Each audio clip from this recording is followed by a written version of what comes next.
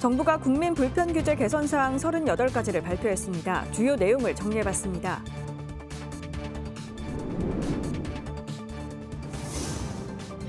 부산시가 올해부터 지자체와 합동으로 빈집 정비 예산과 지원 대상을 대폭 늘리는 등 고강도 빈집 정비에 나섭니다.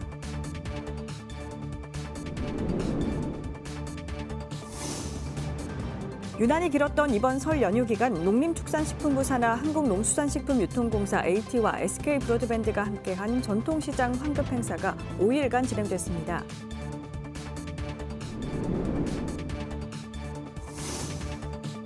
환경단체가 가덕도 신공항의 연간 예상조류 충돌 횟수가 무안공항의 최소 80배에서 최대 246배에 이른다며 공항 건설 백지화를 촉구했습니다.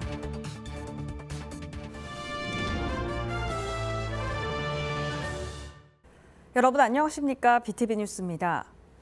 첫 소식입니다. 정부는 지난달 국민들이 생활 속에서 불편해하는 규제들을 찾아 개선하겠다며 국민 불편 해소 규제 개혁 38건을 발표했습니다. 어떤 것들이 있는지 주요 내용 정리해봤습니다. 김석진 기자입니다. 파크 골프를 치는 생활체육인들에게 희소식입니다. 정부는 지난해 11월 그린벨트 안에도 파크 골프장 설치를 허용키로 했습니다.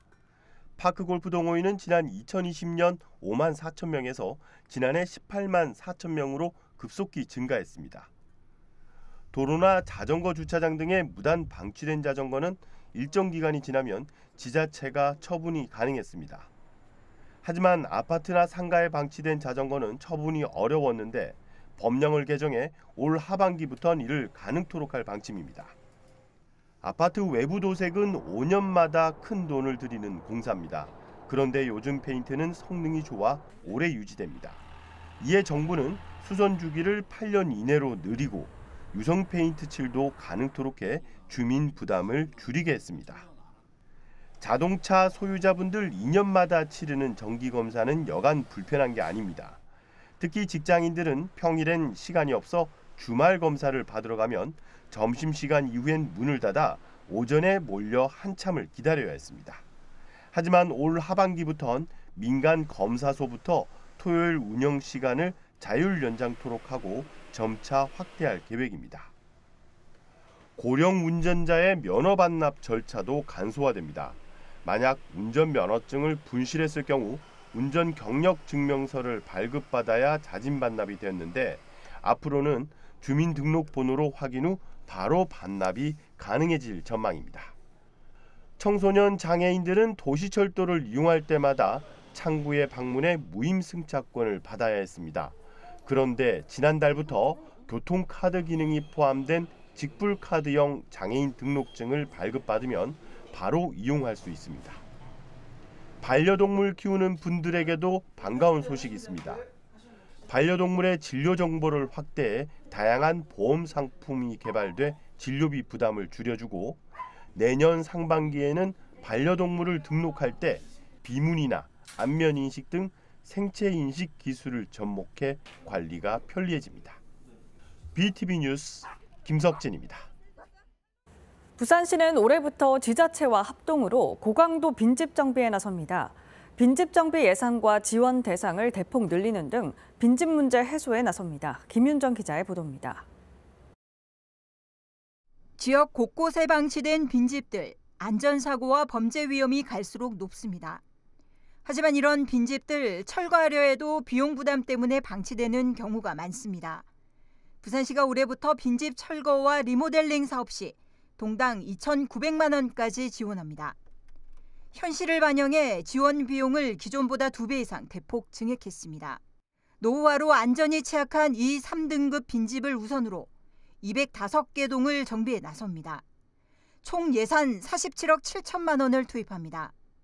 이로써 비용 부담으로 철거가 어려웠던 고지대, 골목길 등에 있는 빈집 철거 문제가 속도를 낼 것으로 보입니다. 또 빈집 매입 후에는 소공원이나 주차장 등 주민 맞춤형 시설로 활용하는 빈집 매입 생활 사회 기반 시설 조성 사업을 추진합니다. 2월까지 구군을 통해 신청받은 3곳을 우선 선정해 사업을 구체화시킬 예정입니다. 또 빈집 정보를 공유하기 위한 빈집 은행 시스템도 구축에 나섭니다. 한편 소유주의 동의를 받은 빈집 정보는 시 구군 누리집에 게시해 국토부의 빈집 정보 시스템과 연계하고 거래 활성화에 나섭니다. 올해부터 추진할 고강도 빈집 정비. 도시 미관 개선은 물론 쾌적한 주민 공간으로 재탄생할 것으로 기대됩니다. BTV 뉴스 김윤정입니다. 유난히 길었던 이번 설 연휴 기간 농림축산식품부 산하 한국농수산식품유통공사 AT와 SK브로드밴드가 함께한 전통시장 환급 행사가 5일간 진행됐습니다. 시민이 전통시장에서 일정 금액 이상을 사면 온누리 상품권으로 최대 20%를 환급해주는 행사였는데요. 내수 침체로 어려운 요즘 서민들의 호응을 이끌었습니다. 이재원 기자입니다. 설 준비가 한창이던 지난 22일 서대문구 영천시장. 이른 시간임에도 많은 시민들의 발길이 이어지면서 오랜만에 활기를 띱니다. 특히 이번 설 기간 중에는 전통시장에서 육류나 과일 등 농축산물을 구입할 경우 온누리 상품권으로 환급해주는 행사가 열렸습니다.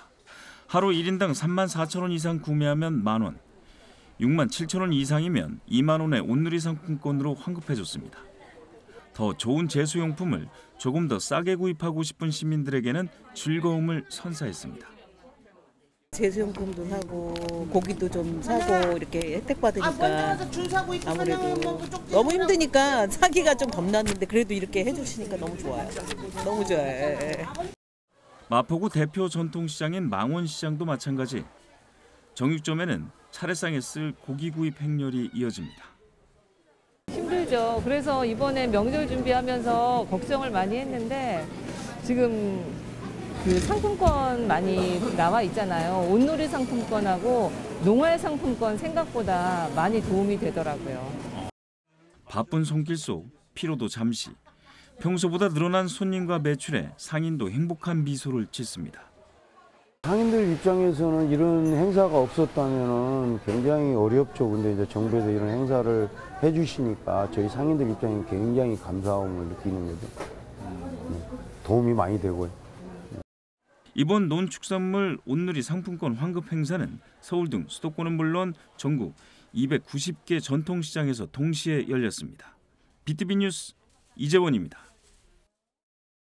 환경단체가 조류 충돌 위험이 큰 가덕도 신공항 건설을 백지화할 것을 촉구했습니다. 이들은 가덕 신공항의 전략 환경 영향 평가서를 토대로 연간 예상 조류 충돌 횟수가 무안공항의 최소 80배에서 최대 246배에 이른다며 공항 건설의 위험성을 경고했습니다. 박재한 기자입니다. 가덕도 신공항 반대 시민행동은 무안공항에서 일어난 제주항공 참사가 그동안 공항 건설 과정에서 무시돼 왔던 조류 충돌의 위험성을 일깨워줬다고 지적했습니다. 이들은 가덕도 신공항 전략 환경 영향 평가서에서 연간 예상 조류 충돌 횟수는 최소 4.7에서 최대 14.7로 무안공항과 비교해 최소 80배에서 최대 246배에 이른다는 주장입니다. 가덕도 신공항 부지도 조류 충돌의 위험이 아주 높습니다. 무안공항의 최소 약 80배, 최대 약 246배라고 합니다. 가덕도는 한국과 일본을 오가는 새들이 이용하는 가장 짧은 해상 경로로 솟구쳐 날아오르는 몇몇 대형 조류들은 거제, 부산, 대마도, 규수 사이의 바다를 건너 정기적으로 이동하고 있으며 그중 일부는 비행 고도를 확보하기 위해 가덕도의 가장 높은 봉우리 연대봉을 이용하는 것이 확인되었습니다. 조류 충돌의 위험이 높다는 것입니다. 이들은 또 신공항 부지와 우리나라 대표 철새 도래지인 낙동강 하구 간 거리가 7km에 불과하고 한반도와 일본 서남부를 오가는 철새의 주요 이동 경로라고 설명했습니다. 지난 2022년 환경운동연합 가덕생명조사단 조사에서 42시간 동안 약 6,400마리의 철새가 신공항 활주로 예정지를 통과했다는 주장입니다. 2022년 공군 F-35A 사고의 경우 사고 조사 결과 10kg짜리 독수리가 충돌하여 기체 격벽까지 뚫고 들어가 내부 장비를 동시다발적으로 파손시킨 것으로 드러났습니다. 가덕도 신공항 전략 환경 영향 평가서에 따르면 가덕도 신공항 예정지에서 까치, 중대백로, 청둥오리, 흰뺨 검둥오리 등이 충돌 가능성 높음으로 평가되어 있으며 가창오리, 고방오리, 꼬마 물대새, 댕기 흰죽지, 물수리, 바다 비오리, 쇠기러기, 오낭, 큰 기러기, 혹부리오리, 흰죽지 등이 위험도 고위험으로 분류되어 있습니다. 부산을 비롯한 전국 환경단체들은 다음 달 10일 전국 신공항 백지화 연대를 결성하고 공항 건설 백지화 운동을 이어갈 계획입니다. BTV 뉴스 박찬입니다. 북구에는 아직 밤늦게까지 문을 여는 공공심야 약국이 한 곳도 없습니다. 북구의회는 심야 약국의 운영비를 지원할 수 있는 조례를 최근 제정했는데요. 심야 운영에 나설 약국 찾기가 관건입니다. 장동원 기자입니다. 공공심야약국은 주변 병원 운영시간과 관련 없이 쉬는 날 없이 밤 늦게까지 문을 엽니다. 부산에는 모두 14곳이 지정돼 있는데 서구와 해운대구에는 2곳씩, 10개 구에는 1곳씩이 운영되고 있습니다. 심야약국이 한 곳도 없는 북구는 최근 관련 조례를 마련했습니다. 위급한 상황 우선 약국을 찾을 수 있도록 하고 의약품의 오남용을 막기 위해서입니다. 조례는 심야 시간 운영비 일부를 약국에 지원하는 근거를 담고 있습니다. 근데 28만 명에 가까운 주민들이 살고 있는데 그 심야 약국이 없다는 것은 의료 환경이 열악한 그런 상황이기 때문에 한 군데 지정된 어떤 약국들이 있으면은 그 약국에 가가지고 약사한테 약을 3일서 복약 지도라든지 받으면은 주민들이 좀 더 안심하고. 북구는 심야약국 유치를 위해 약사협회 등과의 협의를 이어간다는 계획입니다. 이 밖에도 북구의회는 최근 저장 강박 의심 가구에 대한 지원 범위를 확대하는 한편 장애인 기업을 지원하는 조례, 식품 접객업소의 5개 영업에 관한 조례 등을 통과시켰습니다. BTV 뉴스 장동원입니다.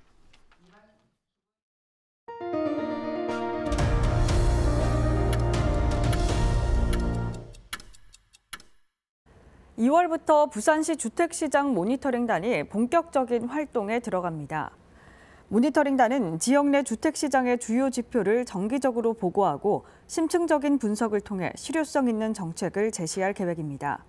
동아대 산학협력단과 협업해 공인중개사, 학계, 민간, 공공기관, 경제, 금융, 법률 등 다양한 분야의 전문가 70여 명이 시장 변화에 신속히 대응하는 전략을 마련할 방침입니다. 말도 많고 탈도 많아 장기간 표류했던 수영만 요트 경기장 재개발 사업이 사업 재개를 위한 합의를 도출했습니다. 본격적으로 사업을 추진합니다. 김윤정 기자의 보도입니다. 수영만 요트 경기장에서 출발한 요트 50여 척이 경적을 울리며 해상 시위에 나섭니다. 재개발 사업으로 대책 없이 쫓겨날 처지에 놓였던 마리나 선박 대여업과 요트 정비, 선주협회 등이 반발했고 호텔 건립의 재개발 사업은 지역 주민들까지 반대했었습니다. 이처럼 장기간 표류했던 수영만 요트 경기장 재개발 사업이 사업 재개를 위해 전격 합의했습니다. 부산시는 사업 시행자 지정 10년 만에 사업 시행자인 아이파크 마리나 주식회사와 변경 실시 협약을 체결했습니다. 시는 부산 지역 주요 관광 상품이었던 마리나 선박 대여업에 대해 재개발 공사 기간에도 지속될 수 있도록 했고 주민 반대가 컸던 호텔 대신 상가 시설을 늘리는 등 시설 규모를 조정하기로 했습니다. 수영만 요트 경기장 23만 4천 제곱미터에는 육해상 계류시설과 컨벤션, 판매 수리시설을 설치하고 개방형 공간으로 조성할 예정입니다. 또 요트 대형화 추세에 따라 계류시설은 60석 줄어든 대신 요트클럽 면적은 대폭 늘리고 수변 보행로를 잇는 등 공공성을 확보한다는 설명입니다. 2026년 12월 준공을 목표로 부산시는 변경된 실시 협약에 따라 행정 절차를 신속하게 추진할 계획입니다.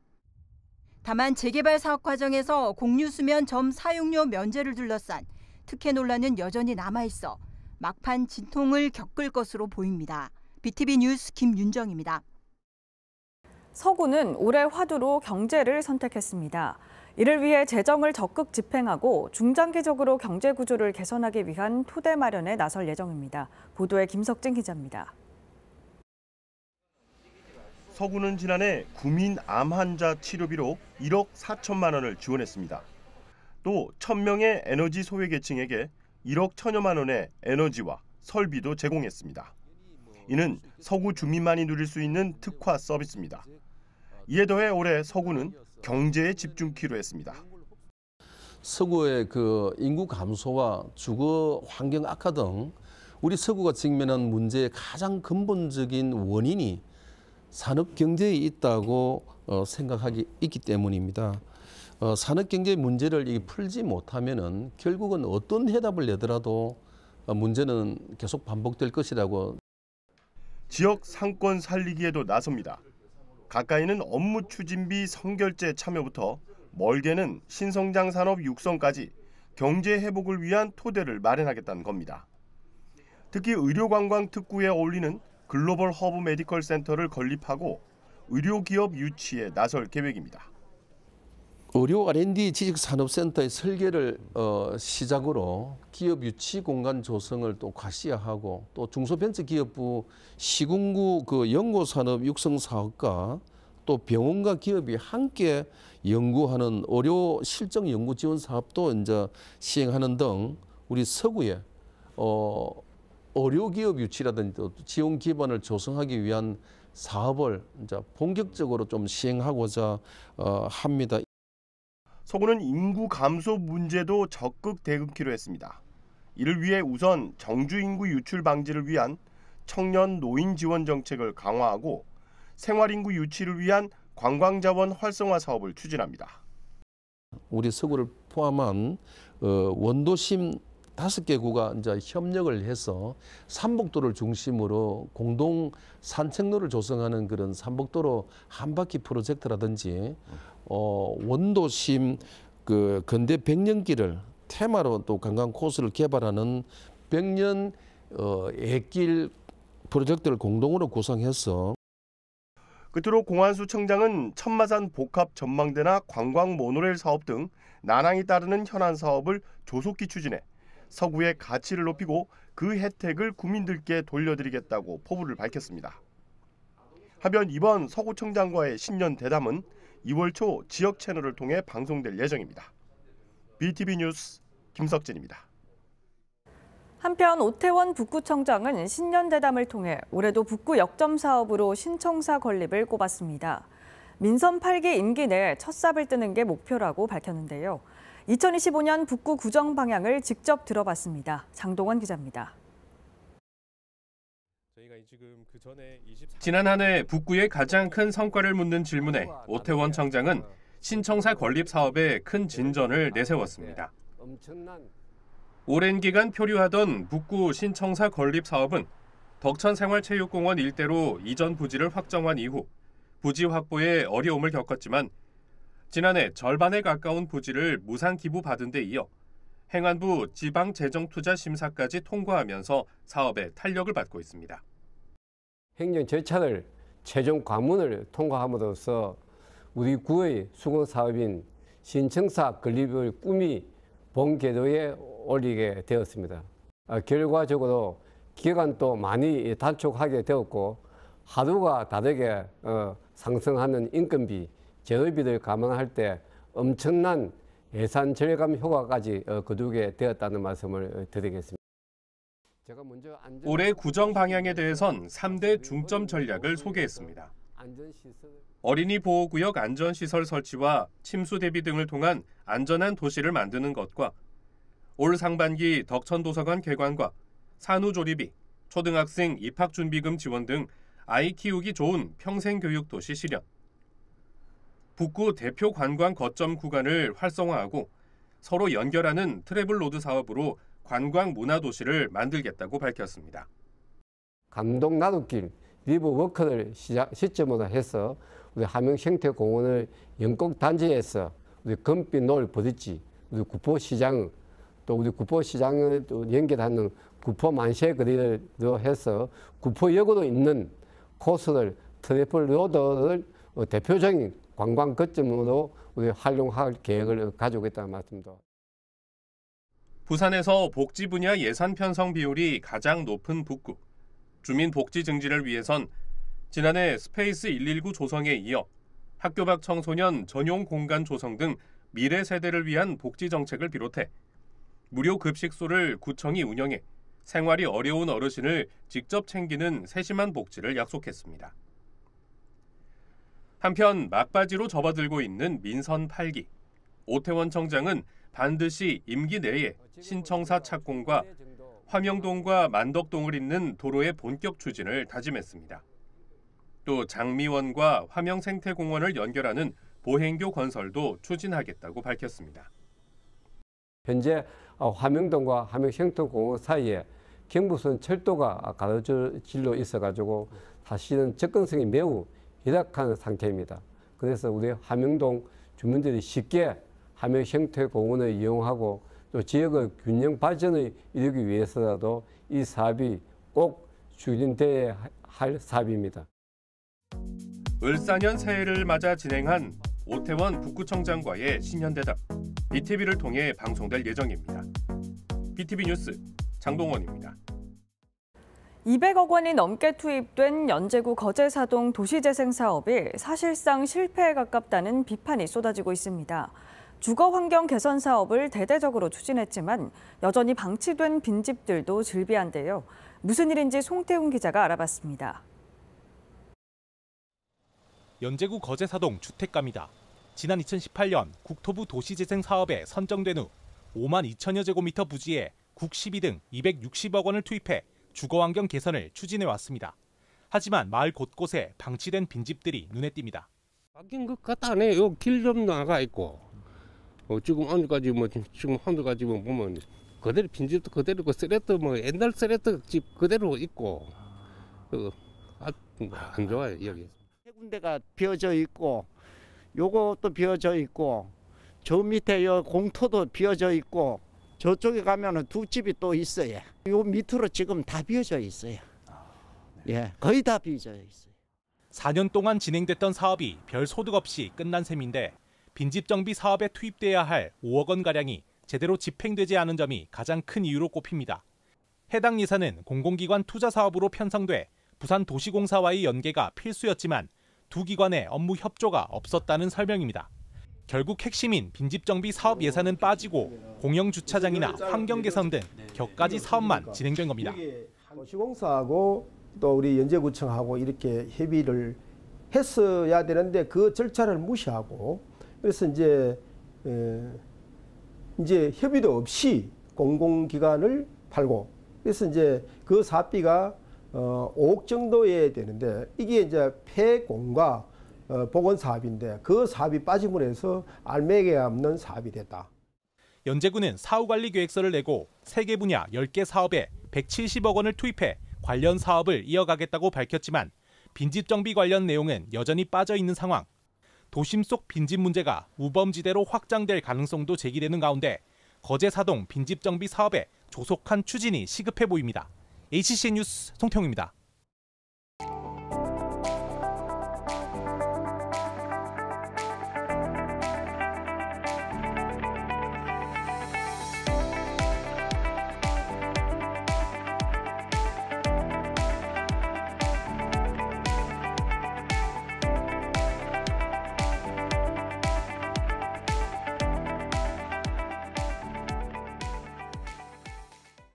이상으로 BTV 뉴스를 마칩니다. 시청자에게 힘이 되는 뉴스로 다시 찾아뵙겠습니다. 고맙습니다. 채널 BTV